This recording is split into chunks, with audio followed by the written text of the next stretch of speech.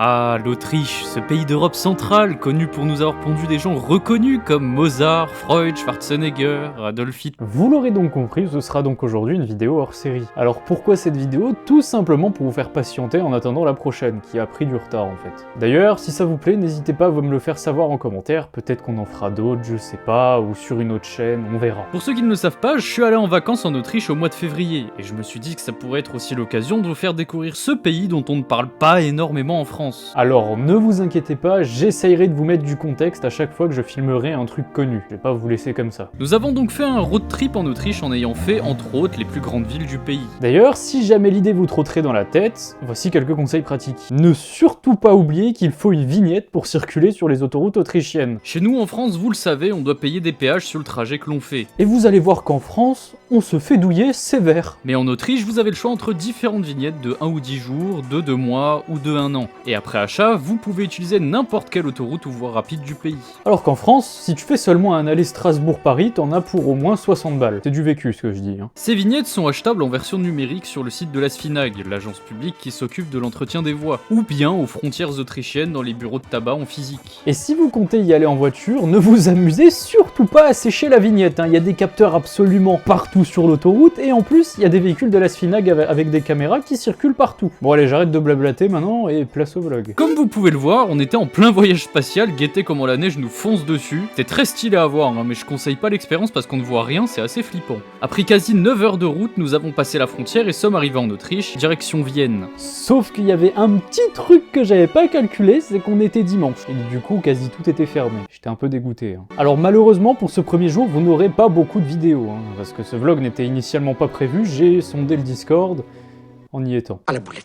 L'un des premiers grands monuments de la ville qu'on a pu voir, c'est le château de Schönbrunn, qui se voulait être à l'époque le Versailles autrichien. C'est aussi ici que Napoléon a signé le traité de Schönbrunn qui infligeait des pertes territoriales terribles à l'Autriche. Et on n'a pas pu le visiter. J'étais dégoûté. Et il y a aussi un zoo dans le terrain du château, mais le plus vieux du monde, s'il vous plaît. On s'est aussi promené dans la cour d'un palais dont on ne connaissait pas le nom, alors que c'était littéralement la résidence du président et des anciens empereurs du pays. On était dans le palais de Hofburg sans même le savoir, mais bon, on n'a pas pu rentrer dedans. En un jour, c'est impossible de visiter toute la ville, je vous le dis direct. Mais en tout cas, si vous aimez l'architecture impériale, vous allez vous régaler, y a que ça à Vienne. Bref, on s'est ensuite dirigé vers le Muséum Quartier, qui est encore une ancienne demeure impériale, plus précisément les anciennes écuries, et ce complexe est littéralement le centre culturel le plus grand du monde. Visiblement, en Autriche, on avait envie de faire péter des records mondiaux au niveau de la culture. Après avoir brièvement visité l'intérieur, on s'est dirigé vers un clocher qui dépassait au loin, et on tombe sur une cathédrale à tomber par terre niveau beauté, la cathédrale Saint-Étienne de Vienne. En plus, je n'avais encore jamais vu ça, mais le toit est décoré et c'est magnifique à voir. Et en plus de ça, c'est dans cette cathédrale que s'est marié Mozart, ou encore que Benoît XVI a fait une visite. Elle est aussi représentée sur les pièces de 10 centimes d'euros autrichiens. Alors là, on vient de tomber sur un espèce de mini parc d'attractions dans la ville. Genre là, en plein milieu de la capitale, il y a des chaises volantes.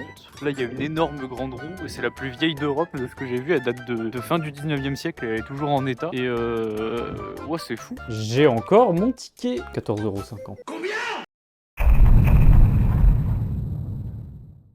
Bon, prochaine ville comme visite, c'est Graz. Il s'est passé un truc lunaire, genre hier soir, faut que je vous explique après. Mais là, du coup, on va rouler, mais j'ai la voix défoncée, faites pas gaffe. Alors pour vous expliquer, vous vous en doutez, on a réservé une chambre d'hôtel, on n'allait pas dormir dans la voiture quand il fait -5 dehors. Donc je vais dans ma chambre, tranquille, et on se détend, tranquille, mais il y a des trucs un peu bizarres déjà. Alors vous savez, sur l'aération qu'il y a au milieu des pièces de chambre d'hôtel, là, et ben elle était recouverte. Ensuite, j'ouvre le tiroir, je trouve une bible, et ensuite, on va vers le bureau, et on trouve un paquet de clopes complètement vide, avec des cendres. Et on trouve une espèce de balance de dealer de shit. C'était très spécial. On a aussi dû bien aérer pendant 25 minutes parce que ça a empesté le tabac dans toute la chambre et c'était 200 balles si vous vous faisiez choper. On a eu la bonne idée de ne pas du tout informer la réception, c'était vraiment très malin de notre part. Mais bon, on se dit, bon, ils ont oublié de la nettoyer, sinon les lits sont faits, bon, c'est pas si grave au final. Et il se trouve qu'en fait, il y avait déjà quelqu'un dedans. Donc là, il est 22 h, on fait notre soirée, tranquille, et je sens quelqu'un forcer sur la clenche de ma porte, et qui essaye de rentrer la carte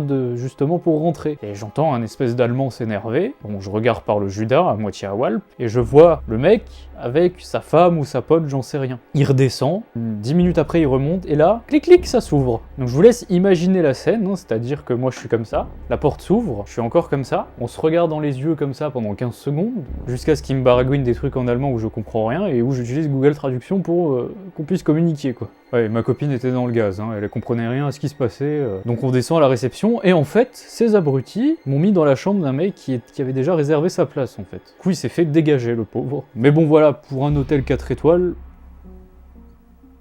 pas foufou. Alors Graz, c'est la capitale de la Styrie, une région autrichienne, et qui est aussi une ancienne ville médiévale. Et le truc le plus beau qu'on ait vu, c'est cette colline avec cette grosse tour horlogère là. Sans déconner, on dirait pas que c'est la tour de l'horloge dans Majora's Mask un peu. D'ailleurs, si on voulait y aller, on devait emprunter un funiculaire, hein, mais quasi tout était fermé car on était en hiver malheureusement. À la place, on a traversé la colline et nous sommes tombés sur une des places de la ville qui était vraiment charmante, mais c'est que le début. On est tombé sur un stand ambulant de bretzel. On en a acheté 2, j'en ai eu pour 3,60 €. J'espère ils seront bons, parce que c'est quand même pas donné, ça donne ça. On va taper un croc.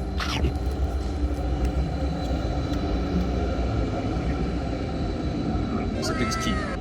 Non, c'est une masterclass, ça n'a rien à voir avec ce qu'on a en France. Non, je le défonce. Je vais en acheter une dizaine, je pense. Voilà, mais ils sont excellents. Visiter le château impérial.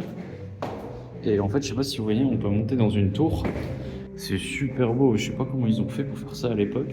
Et en fait, ce château-là, c'était la résidence d'un empereur d'Autriche. Désolé, c'est un peu sportif parce que les marches sont super hautes. Et du coup, là, vous voyez. Alors là, on vient de tomber sur la place principale, je crois, de la ville. C'est super beau avec les bâtiments un peu impériaux ici. Puis là-haut, avec la vue sur le château.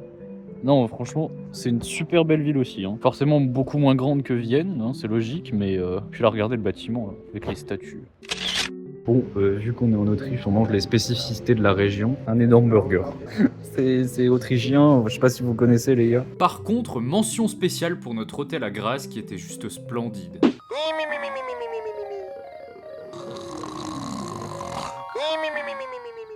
La team, on est arrivé à Linz. C'est la 2e ou 3e plus grande ville, je crois. Mais bon, j'ai acheté une petite écharpe parce que ça caille un petit peu. Bravo, je suis en Autriche et je viens de découvrir ça. Alors, je suis navré pour Linz. La seule chose qui était vraiment intéressante dans la ville, c'était la cathédrale. Donc voilà, je vous montre la cathédrale.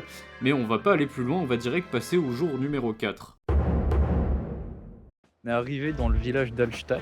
Askip, c'est quand même connu en Autriche. Il y a une mine de sel qu'on peut visiter. Et je pense qu'on va y aller parce que ça a l'air très stylé. Mais par contre, pour Linz, vous n'aurez pas beaucoup d'images parce qu'en fait, c'était pas si fou. Vous aurez beaucoup de photos. Non. Mais Allstatt, là, ça a l'air stylé quand même. Il y a un énorme lac à côté. C'est blindé de montagnes. Attendez, je vous montre.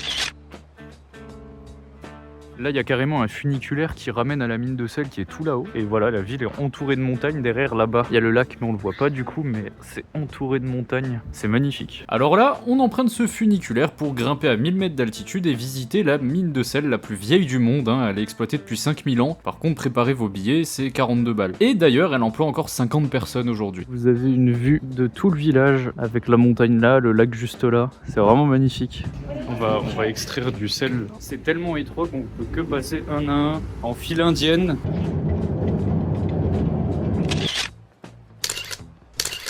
Je suis arrivé à Salzbourg et on est devant la maison où Mozart a vécu la grande majorité de sa vie. Mais bon, on est arrivé trop tard pour rentrer dedans malheureusement. On va vers sa maison natale. Littéralement 2 mètres à côté de là où a vécu Mozart, il y a la maison natale à Christian Doppler. Littéralement le mathématicien qui a inventé l'effet Doppler, dit littéralement 2 génies qui vivaient côte à côte en fait. Voilà, tout simplement. La vue ici, elle est vraiment magnifique avec les châteaux qui sont en falaise au-dessus, là, au bord de la ville. Super intéressant. Puis là, t'as la ville qui est entourée de montagnes. En plus, là, le paysage est magnifique, y a pas à dire.